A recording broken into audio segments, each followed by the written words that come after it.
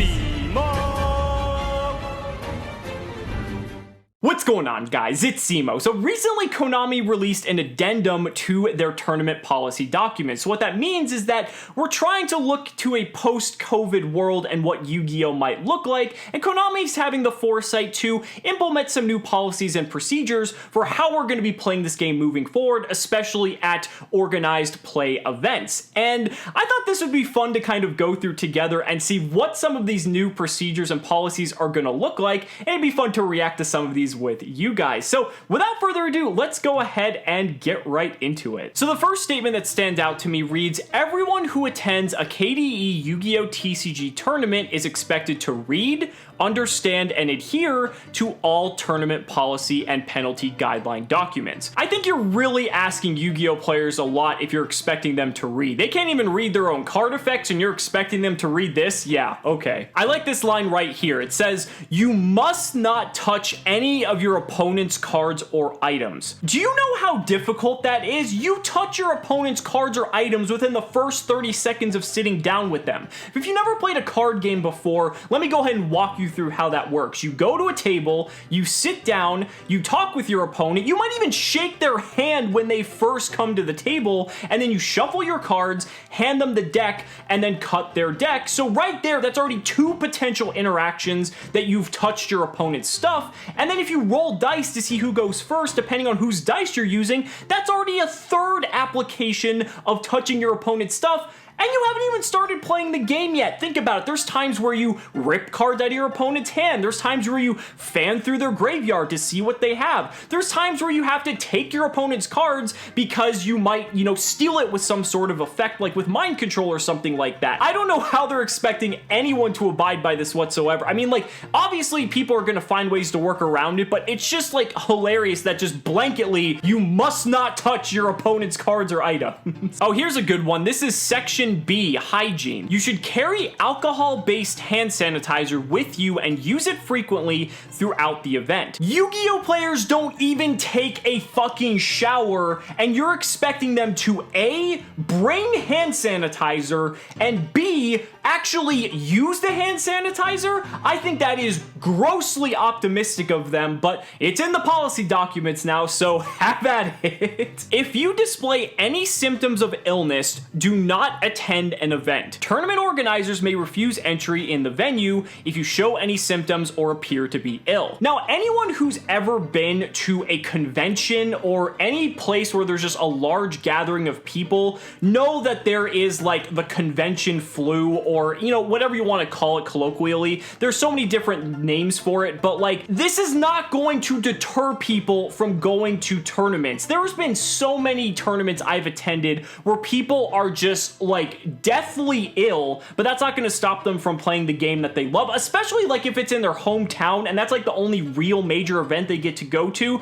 These players are resilient and they will move hell or high water to be able to play in the tournament regardless of any expense, even if that expense is at the health of others. It's unfortunate, but a lot of people know what I'm talking about, and that's just... it's not gonna happen. Social distancing. Yeah, it's gonna be really easy to social distance when we're crammed next to each other trying to play because we only have about 2 inches of room at the tables we're sitting at. You should be aware of the current laws and regulations imposed by your local governments regarding COVID-19, namely social distancing. OTS and tournament organizers are being made aware of this directly by each local government. Please ensure that you follow what is asked in tournament venues. These rules and regulations include, but are not limited to, restrictions on the number of persons allowed in the venue, distance between persons, and wearing facial protection equipment. Failure to comply with these requirements may result in being asked to leave the venue. Again, we are used to playing this game in cramped, close quarter conditions. There will be plenty of times where people are elbow to elbow, sometimes shoulder to shoulder,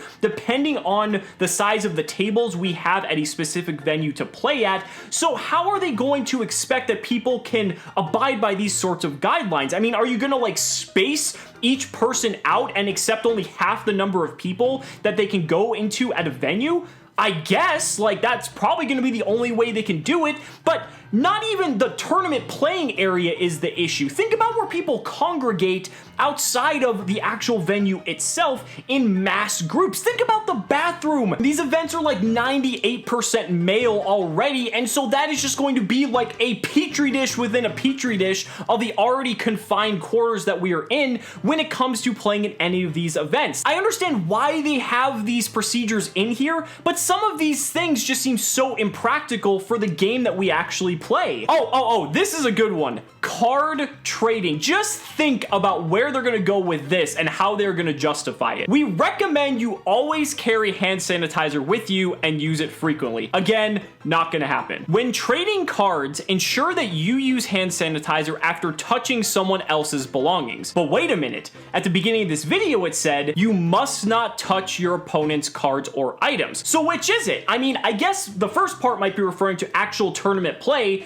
but how can you justify not touching your opponent's cards during gameplay, but trading is okay? That makes absolutely no sense. Let's say you go an entire tournament not touching your opponent's cards, which I don't even know if that's possible, but regardless, and let's say you go and trade. Are you gonna be like lobbing binders from 6 feet apart so that way you're gonna actually be enforcing the social distancing restrictions? Because even if the disease isn't able to transmit through physical surfaces, you still have to abide by the social distancing guidelines. And when you're trading someone, you're typically at like the corner of a table or like just sitting down somewhere that you just have room to be able to spread out your binders, and you're like right next to the person. That just seems so unrealistic. Ask permission before touching anyone else's belongings. Wash your hands frequently and avoid touching your face. I think asking permission before touching someone else's stuff should just be a standard rule regardless, because I don't think it's exactly polite to just take someone's stuff and just begin rifling through it. That isn't exactly, you know, good manners at all. Washing your hands and not touching your face, I think that's pretty obvious, but again, when we have some of these venues that sometimes the bathroom can hold like 4 people at a time, it's gonna be difficult to be asking everyone to be washing their hands at this level of frequency with any sort of like consistent timing, because the bathroom lines are already long enough as it is. It's just going to get infinitely worse as a result of this. Use of facial protection equipment. If your local government laws require you to use facial protection equipment inside a venue, it is your responsibility to provide correct equipment and utilize it throughout the duration of your stay indoors. Facial protection equipment is encouraged even if your local government laws do not require the use of facial protection equipment inside a venue. One thing that's interesting about this is that Konami isn't actually enforcing that everyone has to wear masks. We're already in close proximity here, so why can't they just dictate that you have to wear a mask, otherwise you're not going to be allowed in the venue? In Asia, they do this already, so this isn't something that's like, you know, completely far-fetched and out of the question. I don't know about you guys where you live in the world, but currently where I live, I would say about 80% of the people walking around right now aren't wearing masks. They don't give a shit. And so what makes you think that people are going to abide by this just because they're going to a Yu-Gi-Oh tournament? They're not. If you're trying to deter people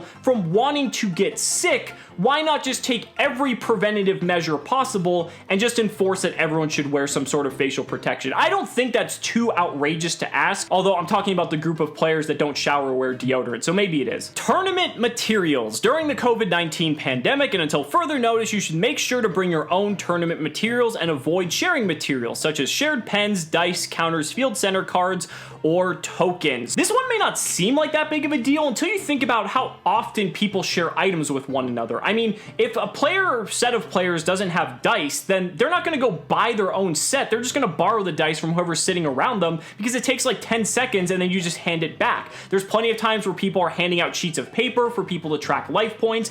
Pens is probably one of the biggest ones, because people, you know, usually have their own calculators, but if they need to keep track of physical life points, you might go through 2-3 pens in a day, because you might just lose them over the course of the day because you're just running around doing other stuff. You'll just use someone else's, and that's kind of how it's always been. Again, you don't really realize how often you're touching other players' items until you really think about it, and that's what's a little bit frightening. Okay, this one's really good. Your opponent must not touch your deck for randomization. Instead, your opponent should instruct you to randomize your deck as well as cut it if necessary as they wish. This reduces the contact your opponent opponent has with any of your belongings. The owner may then cut their own deck. If they do, they must ask their opponent if they wish for the deck to have another cut. No additional randomization may be done to the deck after this point. This makes sense, right? Cutting the deck is something that happens multiple times a turn, and it happens at the beginning of the game. Like, you probably cut your opponent's deck maybe anywhere from like 20 to 40 times throughout the course of a match because of the amount of searching you go through in any given deck. But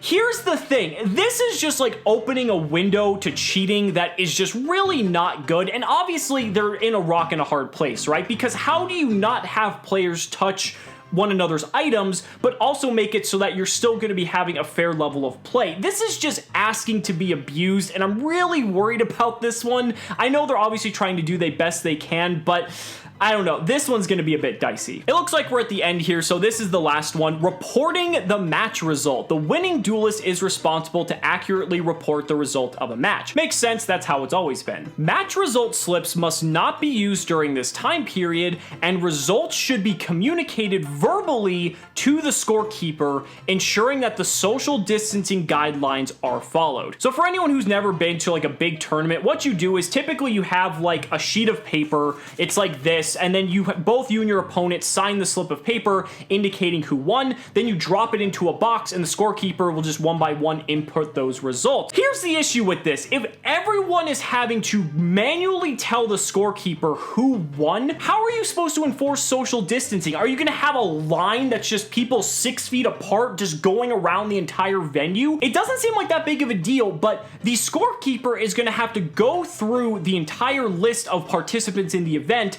find the winner, mark the winner, and then move on at the pace at which players come up to the desk rather than at their own leisure when players are just dropping the slips in. So it just adds more time and also adds more risk for people because people are just going to be just clamoring all around the desk trying to report their results. Think about when a match ends, when the time runs out, and then you have like 20, 30, 40, maybe 100 people finishing their match because they went into time, then all those people are going to have to go to the front at a single given time, and it's just gonna be so weird.